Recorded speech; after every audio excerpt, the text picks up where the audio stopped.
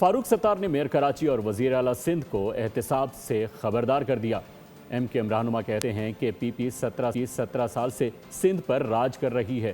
گل plaza جیسے سانحات پر کیسے بری الذمہ رہ سکتی ہے؟ کہا کہ بتایا جائے 18 سال میں کتنے فائر اسٹیشن تعمیر کیے گئے، سوال کریں تو سانحے پر سیاست کا الزام لگایا جاتا ہے۔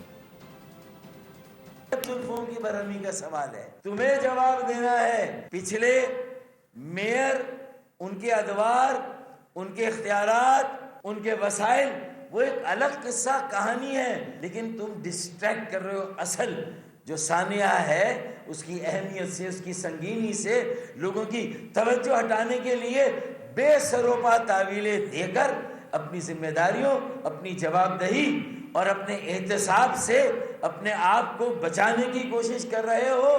The time is coming، وقت آ رہا ہے تمہارے گردن پر احتساب کا پھندا اور گرہ اس کی تنگ ہو رہی ہے۔ اتنی آسانی سے بچ کر کراچی کے عوام، پاکستان کے عوام تمہیں نہیں نکلنے دیں گے بیٹا۔ تم اپنا ملبہ کسی اور پہ ڈال دو گے۔